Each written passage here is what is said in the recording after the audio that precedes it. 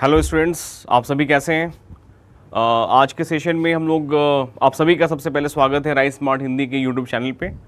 और जैसा कि मैंने आपको बताया था कि डे बाय डे जो है हम लोग डिस्कस कर रहे हैं कुछ करंट टॉपिक्स और आपके बैंकिंग अवेयरनेस के टॉपिक।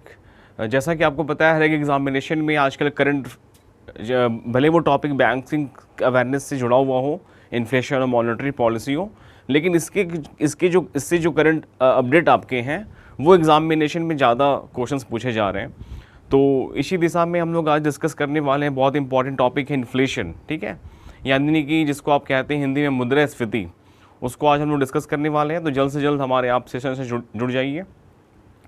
इन्फ्लेशन आप सभी के लिए आप जो भी आप खर्च करते हैं, जो भी मार्केट में आप जो सामान परचेज कर रहे हैं, उसके अगर रेट्स अगर अप्स एंड डाउन्स हो रहे हैं तो इसका इम्पैक्ट सभी पे पड़ता है। तो उससे रिलेटेड ये टॉपिक है। अभी हाल ही में ये करंट न्यूज़ में चल रहा है, जो ग्लोबल सप्लाई डिसरप्शंस हैं, जो रुपए की वैल्यू जो कम हो रही है, और अभी हाल ही में मॉनेटरी पॉलिसी रिव्यू हुआ जून 2026 में। तो इन्हीं सब बातों को मैं चर्चा करूंगा। और चलिए स्टार्ट करते हैं। हमारी फर्स्ट स्लाइड देखते हैं जो इन्फ्लेशन के ऊपर है। तो हमें आज डिस्कस क्या करना है, तो सबसे पहले तो हमें इन्फ्लेशन की मीनिंग को समझना है। सबसे पहले what meaning of inflation. Inflation एक सिचुएशन इकोनॉमी की, इसमें बहुत आप अलग अलग डिफिनेशन आप भले आप बुक्स या फिर अलग अलग साइट्स में आप देखते होंगे, लेकिन जो आप महसूस कर रहे हैं, जो जिस तरह की परिस्थितियाँ इकोनॉमी में आ रही हैं, तो उसको भी देखते हुए आप इससे आप भली भांति आप समझ पा रहे होंगे कि इसकी मीनिंग क्या हो सकती है। तो हमें पढ़ना क्या क्या है, मीनिंग ऑफ इन्फ्लेशन, फिर उसके क्या क्या स्टेजेस हैं, बेसिक्स हैं, फिर क्या क्या कॉजेज़ हैं, उसका क्या क्या इम्पैक्ट पड़ेगा, क्या इफेक्ट पड़ेगा, और कैसे इसको हम कंट्रोल करेंगे। तो ये सब हम डिस्कस करने वाले हैं। और उससे भी सबसे पहले कि ये टॉपिक डिस्कशन क्यों हो रहा है आज, जैसा कि आपको पता है, मैंने स्टार्टिंग में बताया कि मॉनेटरी पॉलिसी जो सबसे एक इम्पॉर्टेंट आरबीआई की पॉलिसी में आता है, जिससे हम लोग इकोनॉमिक स्टेबिलिटी, फाइनेंशियल स्टेबिलिटी, रुपए की वैल्यू को मेंटेन करना, उसके बाद लैंडिंग रेट्स जो आपके हैं रेपो रेट पे जो डिपेंड करता है, इन सारी बातों को मॉनेटरी पॉलिसी के अंदर आरबीआई क्या करता है, समीक्षा करता है। और उस समीक्षा के बेसिस पे जो है उसकी फाइनल जो 3 दिन की मीटिंग के बाद जो फाइनल डेट जो 5 जून था, 5 जून 2026, मैं इसी महीने की बात कर रहा हूँ, जिसमें आरबीआई गवर्नर संजय मल्होत्रा ने जो भी उस समीक्षा में बैठक में जो भी डिस्कशन हुआ, जो भी आउटकम्स निकले, उसको प्रेस के सामने और देश के लोगों के सामने रखा। तो जो उम्मीद लगाई जा रही थी कि जो ग्लोबल लेवल पे जो डिसरप्शंस हैं और जिस तरह का इकोनॉमिकल एक लग रहा था कि महंगाई दर बढ़ेगी, ज़्यादा प्रेशर है आरबीआई के ऊपर, लेकिन सभी के लिए बेहतर ये है कि रेपो रेट को जो है स्थिर रखा गया। 5.25% पे रेपो आपका स्टेबल है। अगर रेपो रेट पे कोई भी अगर चेंजिंग नहीं की जा रही है, तो इट मीन्स कि कोई भी रेट आपके चेंज नहीं किए गए। रेपो रेट में कोई भी अगर बदलाव किया जा रहा है, तो इससे हमेशा एमएसएफ और bank rate 0.25%, it means 25 basis point बढ़ा होगा, और जो रिवर्स रेपो रेट है वो आपका कम होगा, एसडीएफ कम होगा। तो ये सारी बातें हैं। तो हम लोग कुछ डिस्कस करते हैं। चलिए सबसे पहले मीनिंग ऑफ, तो ये इसी चीज़ को मैं डिस्कस कर रहा था। मॉनेटरी पॉलिसी जो रिव्यू हुई है, तो उसी में इन्फ्लेशन जो रेट है वो काफ़ी आपकी बढ़ाई गई है, जिस तरह की परिस्थितियाँ निर्भर कर रही हैं। तो अगर मैं कल की बात करूं, कल सबसे लेटेस्ट अपडेट है। कल की बात किया जाए तो जो रिटेल इन्फ्लेशन रेट है, जो खुदरा महंगाई दर है, जो मंथ वाइज भी डेटा आती है, तो उसमें 3.9% जो है ये मई मंथ का आपका जो है इन्फ्लेशन रेट फाइंड किया गया है। खुदरा महंगाई दर बढ़ी क्योंकि फूड आइटम जो नेसेसरी आइटम्स हैं उसके रेट्स बढ़े। सरसों तेल का रेट बढ़ गया है, चीनी का रेट बढ़ गया है ना, तो चावल का रेट बढ़ गया है, आटा का रेट बढ़ गया है। तो जो नेसेसरी आइटम्स हैं, अगर उनकी अगर रेट्स में कोई अगर बदलाव हो रहा है, तो वास्तविकता में खुदरा जो महंगाई दर है वो आपको बढ़ी हुई दिखेगी। तो 3.9% आपकी महंगाई दर है मई 2026, और जो प्रीवियस 3.5% था अप्रैल में, तो अगर देखा जाए तो उससे बढ़ा हुई है। और ओवरऑल जब मॉनेटरी पॉलिसी रिव्यू हुआ, तो इसमें भारत की ग्रोथ रेट भी काफ़ी कम की गई, बहुत ज़्यादा नहीं, मतलब 6.9% का जो एस्टिमेशन था, आरबीआई का, उसको घटाकर कितना हो गया, 6.6% हो गया है। ये आप नोट कर सकते हैं, है ना। उसके अलावा जो मैं महंगाई दर की बात कर रहा था, इन्फ्लेशन रेट, जो सीपीआई की बात कर रहा था, कंज्यूमर प्राइस इंडेक्स, तो सीपीआई में जो 4.6% जो एस्टिमेशन था, इसमें 50 बेसिस पॉइंट बढ़ गया, इट मीन्स 5.1%, है ना। ये 5.1% आपका मॉनेटरी पॉलिसी में इन्फ्लेशन रेट को टारगेट रखा गया है, मतलब बढ़ा हुआ स्तर पर रखा गया है ना। तो 4.6 पहले कम था, 5.1 ज़्यादा ही हो गया। और ग्रोथ रेट जो फोरकास्ट की गई थी आरबीआई की तरफ से 6.6 एस्टिमेट की गई थी, नहीं सॉरी 6.9 ही की गई थी, 6.6 कम हो गया, सॉरी। तो ये चीज़ें आपकी लेटेस्ट अपडेट हैं, इसको आप और ज़्यादा बेहतर तरीके से समझने के लिए आप थोड़ा 2-4-5 दिन पहले का जो मॉनेटरी पॉलिसी रिव्यू है उसकी हाइलाइट्स को देखिए, उसके क्या क्या आउटकम्स निकले उसको आप समझ सकते हैं। डेटा वाइज मैंने आपको बताया कि 6.9 से 6.7 ग्रोथ रेट कम किया गया, 4.7 से 5.1 बढ़ा दिया गया। कल की जो खुदरा महंगाई दर के जो आंकड़े आए हैं मई 2026 के, वो बढ़े हुए दिख रहे हैं आपको। तो ये सारी चीज़ें हैं। अब आते हैं हम लोग मीनिंग ऑफ इन्फ्लेशन के ऊपर। मुद्रास्फीति क्या है? तो the situation of an economy where the prices of goods and services increases and at the same time value of money falling. अर्थव्यवस्था में एक ऐसी स्थिति जब सामानों का दाम बढ़ता है तो सामानों के दाम बढ़ने से रुपये की वैल्यू जो है वो कम होती है। समझते हैं, जैसे प्राइस आपका बढ़ा तो प्राइस बढ़ने से क्या हो रहा है, डिमांड आपका कम हो रहा है, डिमांड कम हो गया तो प्रोडक्शन कम हो गया, प्रोडक्शन कम होने से लेबर डिमांड कम हो गई, लेबर सप्लाई कम हो गई, तो क्या बढ़ा, अनएम्प्लॉयमेंट। तो किसी भी देश की इकोनॉमी में बढ़ती हुई महंगाई दर बढ़ते हुए जो सामानों के दाम हैं अगर लगातार बढ़ रहे हैं तो इससे जब डिमांड कम हो रही है तो सब कुछ अगर कम होता चला जाएगा तो उसके जो लेबर फोर्स की रिक्वायरमेंट है वो भी कम होगी। तो बहुत ज़्यादा महंगाई दर बढ़ने से उस देश में बेरोजगारी के आंकड़े वो बहुत ज़्यादा बढ़ जाते हैं। तो इन्फ्लेशन का एक ऐसा स्टेज जो 20% से ज़्यादा है। आप भी अभी हाल के कई वर्षों में, आपने पिछले कई वर्षों में कई सारे देशों में हाइपर इन्फ्लेशन का स्टेज देखा होगा, चाहे वो वेनेजुएला की बात करें, चाहे वो आपका ये क्या नाम है उसका, श्रीलंका की बात करें, वेनेजुएला, श्रीलंका, जिम्बाब्वे, बहुत सारे आपके अफ्रीकन नेशंस हैं वहाँ पे, है ना। अभी हाल ही में ईरान में जो महंगाई काफ़ी ज़्यादा बढ़ चुकी है क्योंकि काफ़ी लंबे 5-6 महीने से युद्ध चल रहा है, तो वहाँ भी सिचुएशन ख़राब हो चुकी है ना। तो कहने का मतलब ये है कि किसी भी देश में हाइपर इन्फ्लेशन अच्छा नहीं होता। इन्फ्लेशन एक स्टेज तक, जो भारत में जो आरबीआई के द्वारा जो मानक तय किए गए हैं वो 4% है, +2 या -2, ठीक है। The situation of an economy where the prices of goods and services increases and at the same time value of money decreases. तो मैं इसी को बता रहा था, प्राइस अगर बढ़ रहा है तो डिमांड आपकी कम हो रही है, डिमांड कम होने से प्रोडक्शन कम होगा, प्रोडक्शन कम होने से लेबर डिमांड, लेबर सप्लाई, तो क्या बढ़ेगा, अनएम्प्लॉयमेंट, ठीक है। तो यही पे अगर हम समझते हैं, अच्छा स्टेज तो है ही अलग से। चलिए नेक्स्ट देखते हैं, नेक्स्ट क्या मीनिंग लिखी हुई है। Inflation means a persistent rise in the average price of goods and services. If prices rise moderately, it is a positive development as it shows there is growth in the economy, है ना। तो जैसा कि अभी हाल ही में जो monetary policy review हुआ, इसका जो अप्रोच था, किस तरह का ये दृष्टिकोण था, स्टैंस बोलते हैं हिंदी में, ये था न्यूट्रल। मैं उसी को डिफाइन कर रहा हूँ। तो ये वेट एंड वॉच की अप्रोच की आरबीआई ने रखी है, समीक्षा की है कि परिस्थिति जैसी होगी उसके बाद हम ब्याज दरों में कोई बदलाव करेंगे, चाहे बढ़ाएंगे चाहे घटाएंगे। अभी फिलहाल हम स्थिरता के साथ रेपो को हमने अनचेंज रखा है। तो वेट एंड वॉच का अप्रोच है। स्टैंस पूछा जाएगा तो न्यूट्रल, जिसको आप बोलते हैं हिंदी में तटस्थ, है ना। तो ये परिस्थिति के अनुसार इसको बदलाव किए जाएंगे, जिससे इन्फ्लेशन रेट, महंगाई दर हो गया, इकोनॉमिक ग्रोथ हो गया, रुपये की वैल्यू की बात कर लें, है ना।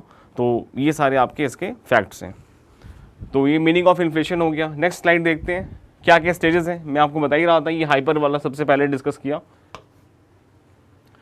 है ना। तो क्रीपिंग इन्फ्लेशन ये होता है 0% to 3%, ये हो गया 3% to 10%, ये हो गया 10% to 20%, और ये हो गया inflation above 20%, inflation above 20%, then it is called hyper inflation, है ना। तो ये इन्फ्लेशन की 4 स्टेजेस हैं। क्रिपिंग इन्फ्लेशन बिटवीन 2% एंड 3, वैसे एक्चुअल में 0 to 3% है। वॉकिंग और ट्रॉटिंग 3 to 10% है। गैलोपिंग 10 to 20% है। और hyper inflation, inflation above 20%, then it is called hyper inflation. तो अगर हम यहीं पर अगर हाइपर इन्फ्लेशन के साथ, अगर हम हाइपर इन्फ्लेशन के साथ अगर हम हाइपर इन्फ्लेशन होगा तो बहुत ज़्यादा क्या होगा, अनएम्प्लॉयमेंट। तो हाइपर इन्फ्लेशन के साथ अगर हम अनएम्प्लॉयमेंट को अगर हम ऐड कर दें तो जो सिचुएशन राइज होगी वो होगी रिसेशन, मंदी। इसका एक और आपका इक्वेशन बन जाएगा इन्फ्लेशन के साथ, मैं कुछ गलत लिख रहा हूँ क्या, इन्फ्लेशन प्लस, हाँ ये रिसेशन नहीं होगा, यहाँ पे होगा stagflation, hyper inflation plus unemployment, ठीक है। ये हो जाएगा आपका स्टैगफ्लेशन, रुकी हुई अर्थव्यवस्था। और इन्फ्लेशन के साथ अगर रिसेशन को ऐड कर दें तो भी हो जाएगा स्टैगफ्लेशन, आपका स्टैगफ्लेशन, ठीक है। तो हाइपर इन्फ्लेशन प्लस अनएम्प्लॉयमेंट ना,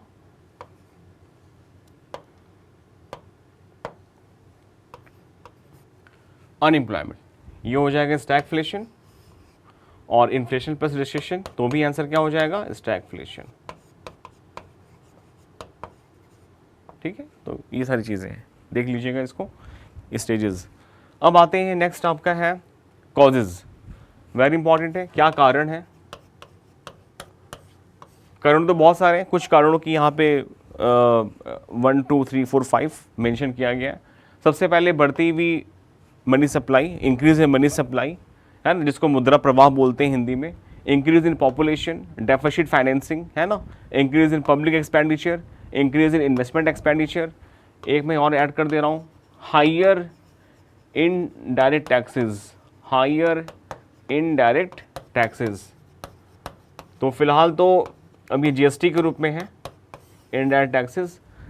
तो increase in money supply, increase in population, ज़्यादा दबाव बढ़ेगा, deficit financing, all type of revenues कम और एक्सपेंडिचर ज़्यादा हो, यानी घाटा एक तरह से, deficit financing, increase in public expenditure, increase in investment expenditure.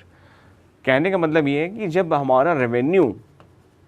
हमारा राजस्व जो है वो अगर हमारा कम हो और हमारा एक्सपेंडिचर यानी कि व्यय वो हमारा अगर ज़्यादा होगा, तो आप समझ सकते हैं कि कैसे इस शॉर्टफॉल को आप कैसे मेकओवर कर रहे हैं। जब गवर्नमेंट के पास रेवेन्यू कम हो रही है और उसका खर्च अगर ज़्यादा है तो इट मीन्स डेफिसिट ही है, जाहिर सी बात है, घाटा है।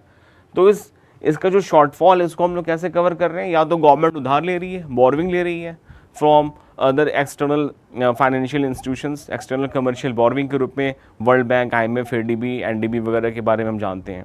और या तो गवर्नमेंट अपने जो स्टेक्स हैं उसको डिसइन्वेस्टमेंट पॉलिसी के थ्रू उसको सेल कर रही है, जहाँ से वो मार्केट से फंड रेज कर रही है और उस शॉर्टफॉल को ओवरकम कर रही है ना। तो ये व्यवस्था आपकी कब तक चल सकती है, इसलिए रेवेन्यू जनरेशन काफ़ी अच्छी होनी चाहिए। कॉजेज ऑफ इन्फ्लेशन ये आपका हो गया। नेक्स्ट है इफेक्ट। तो सबसे जो बैडली अफेक्टेड जो सेक्टर है ड्यू टू इन्फ्लेशन वो है एग्रीकल्चर लेबर। सबसे जो बैडली अफेक्टेड जो सेक्टर है वो है आपका एग्रीकल्चर लेबर, बैडली अफेक्टेड। वैसे प्रभाव तो सभी वर्गों पे पड़ेगा, चाहे वो बिजनेस पर्सन हो, इन्वेस्टर्स हो, आम आदमी हो, किसी भी तरह का जो आप अगर कुछ आप सोच रहे हैं बनाना, घर बनाने की बात हो गई या फिर बिल्डिंग मैटेरियल चीज़ें को परचेज करने की बात हो गई, तो बढ़ती हुई महंगाई दर में सभी के प्राइस अगर जब बढ़ रहे हैं तो उसका इम्पैक्ट तो सभी को पड़ेगा, खर्च आपकी बढ़ जाएगी। तो रिड्यूस परचेजिंग पावर जो मैं आपसे कह रहा था है ना, reduce purchasing power, reduce economic activity, benefit to the exporters, agricultural labour, lowering the confidence in currency, social and moral degradation and harm to importers. ये कुछ पॉइंट्स हैं। इसमें जो सबसे बैडली अफेक्टेड होगा वो है एग्रीकल्चर सेक्टर होगा, वेरी इंपॉर्टेंट है ये। और इसके साथ साथ जो परचेजिंग पावर रिड्यूस होना, इकोनॉमिक एक्टिविटी भी कम हो जाएगी, है ना। इफेक्ट सभी के पड़ेगा, चाहे वो कॉमन मैन से लेकर इन्वेस्टर्स तक और बिजनेस पर्सन से लेकर आपका इम्पोर्टर्स तक, सभी वर्गों के पड़ेगा। फिर लास्ट आप देख रहे हैं, जो लास्ट हमारा पॉइंट है इसमें, measures to control inflation. Measures to control inflation, तो मेनली दो मेजर्स हैं, मॉनेटरी मेजर्स और फिजिकल मेजर्स। मॉनेटरी मेजर्स यानी कि ये आरबीआई की बात हो रही है, फिजिकल मेजर्स यानी कि जो फॉर्मुलेट करती है संस्था फिजिकल पॉलिसी को, फिजिकल मेजर्स।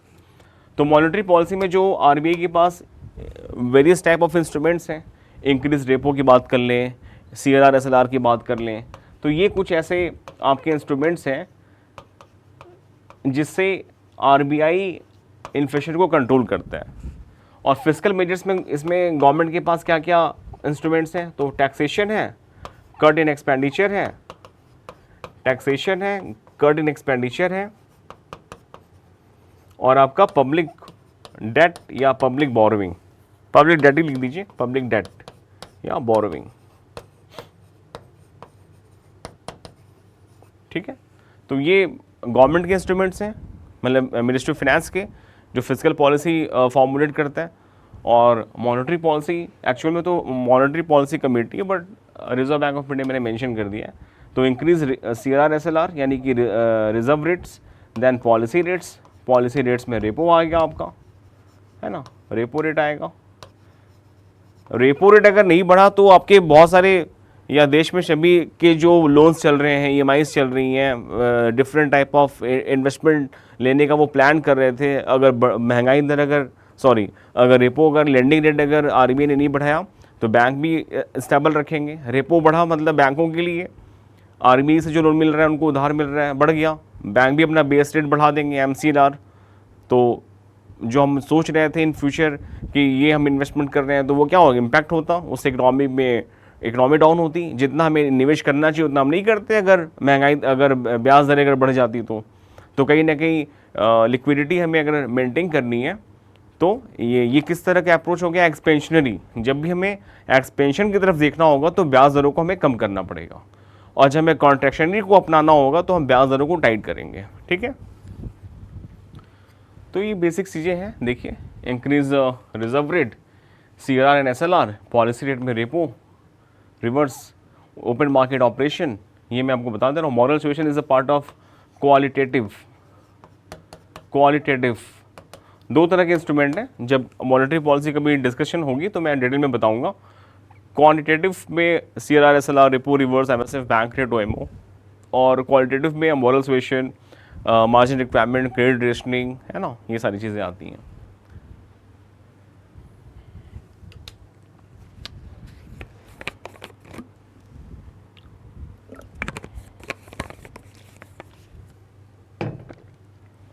तो मॉनेटरी मेजर्स ये आपका मैंने बताया, आरबीआई और ministry of finance, government of India. Increase taxes लिखा भी है, टैक्सेशन, ये तो इंस्ट्रूमेंट्स हो गए। अब इसमें इंक्रीज करना है, डिक्रीज करना है, तो कंट्रोल करना है तो इंक्रीज ही करना पड़ेगा। Increasing taxes, cutting government expenditure, controlling the money supply and borrowing, ये यहाँ पे कुछ फैक्ट्स हो गए। ठीक है,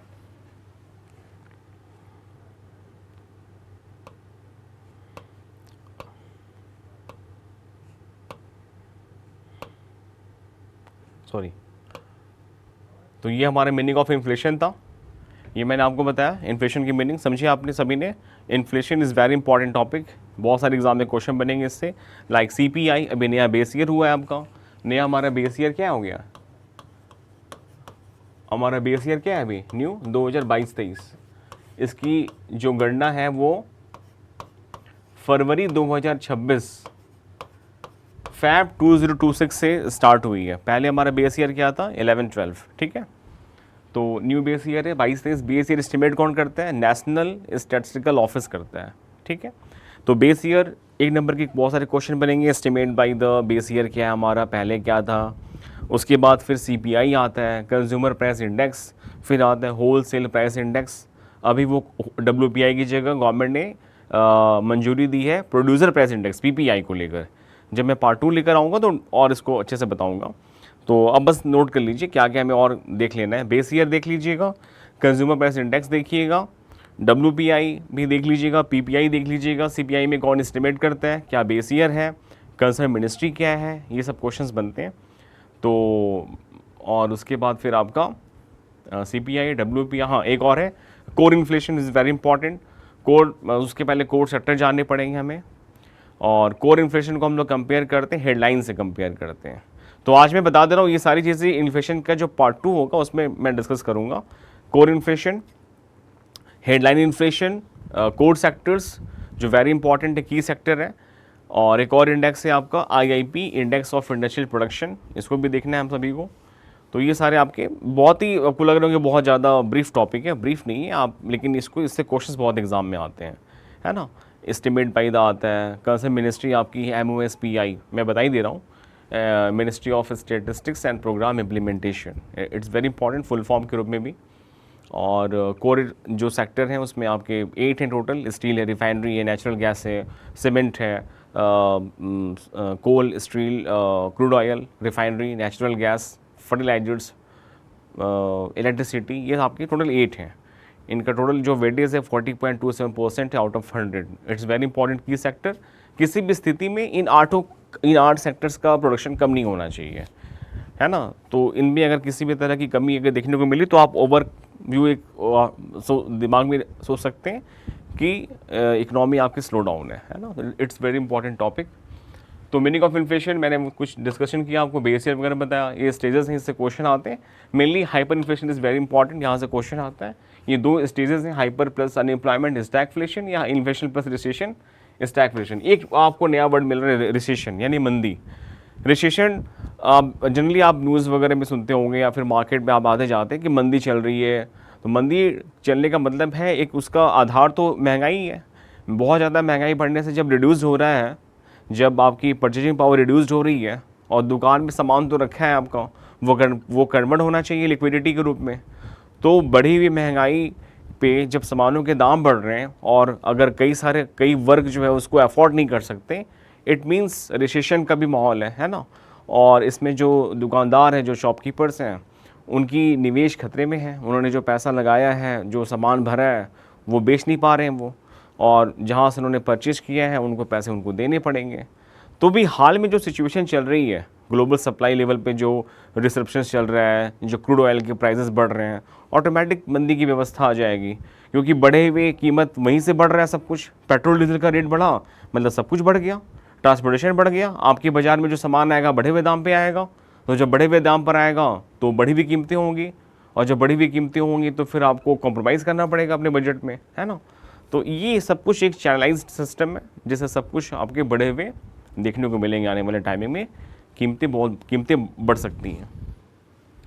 तो creeping, walking, galloping, hyper, it's very important. Next हम लोग कॉजेज़ में, तो इसमें कोई एग्जाम में क्वेश्चन नहीं आता, बट पता होना चाहिए कि इंक्रीज इन मनी सप्लाई, है ना। मनी सप्लाई बहुत ज़्यादा बढ़ जाएगी तो लोगों के पास पैसे होंगे, लोगों के पास पैसे होंगे तो सामानों के दाम अगर बढ़ते हैं तो आप दे पाएंगे। तो ये व्यवस्था हर वक्त तो हो नहीं सकती है। तो मनी सप्लाई मार्केट में मेंटेन रहनी चाहिए, ना ज़्यादा होना चाहिए ना कम होना चाहिए। इसी को हमें मैनेज करना है, और इसी के लिए रिजर्व बैंक ऑफ इंडिया काम करता है। उसके फंक्शन में सबसे जो इम्पॉर्टेंट है वो ये है, इन्फ्लेशन रेट को मेंटेन करना, रुपए की वैल्यू को मेंटेन करना, मनी सप्लाई पर नियंत्रण करना, इकोनॉमिक स्टेबिलिटी को बना के रखना, निवेश को देश में लाना, उसके लिए ब्याज दरों में कोई बहुत ज़्यादा बदलाव करने की ज़रूरत ना पड़े। ये सारी चीज़ें हो गई।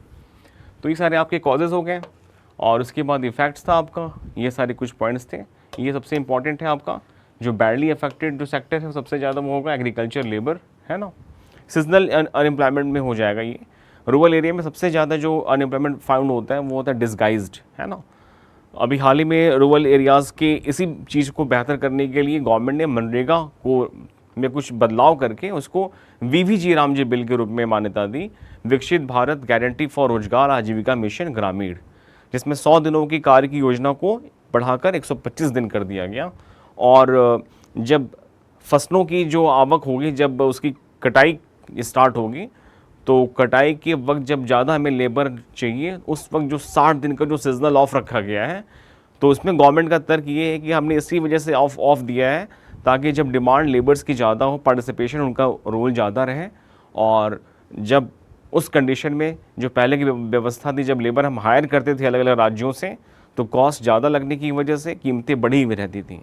तो लोकल लेवल पे इस चीज़ को और ज़्यादा इम्प्लीमेंट किया जाए, इसके लिए लोकल ग्राम सभा हो, विलेजेस पंचायत समिति हो, या फिर स्टेट के जो वहाँ पे लोकल बोर्ड्स हैं, ये उनकी कार्यशैली में ये चीज़ें होनी चाहिए कि इसको कैसे इम्प्लीमेंट किया जाए, ठीक है।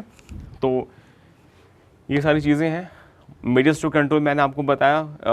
वैसे तो मॉनेटरी पॉलिसी में 2 तरह के इंस्ट्रूमेंट हैं, क्वांटिटेटिव एंड क्वालिटेटिव। तो ये सारे आपके क्वांटिटेटिव हैं, मॉरल सुएशन आपका था क्वालिटेटिव था, ठीक है। फिस्कल मेजर्स आपका मैंने बताया, fiscal policy, ministry of finance, government of India. ये क्वेश्चन आता है बहुत। तो आज हमारा ये सेशन मैं कंप्लीट यहीं पे कर रहा हूँ। इन्फ्लेशन का काफ़ी कुछ इन्फॉर्मेशन आप सभी को मिला होगा। करेंट स्टार्टिंग में जो मैंने आपको बताया, जो रेट्स, जो फिगर्स बताए, 6.9, 6.6 कब हुआ, 4.6 से 5.1 हो गया। कल की जो न्यूज़ मैंने बताया 3.9% का एस्टिमेशन। उसके बाद फिर ओवरऑल जो ग्रॉस वैल्यू एडेड है रियल जीडीपी है 6.6% है। ये सब आंकड़ों को आपको नोट करना पड़ेगा, एग्ज़ाम में ये सब क्वेश्चंस आते हैं, है ना, फोरकास्ट जो ग्रोथ रेट वगैरह किया जाता है। तो मैं यहीं पे एंड कर रहा हूँ सेशन। इन्फ्लेशन पार्ट 1 था ये। तो आपको हमारा सेशन कैसा लगा, आप कमेंट बॉक्स में इसके बारे में बताइए। हमारे सेशन से जुड़े रहने के लिए हमारे जो भी अपकमिंग क्लासेस और लेटेस्ट अपडेट से जुड़े रहने के लिए हमारे चैनल को जल्द से जल्द सब्सक्राइब करिए, लाइक करिए, कमेंट करिए, ठीक है। Okay, thank you.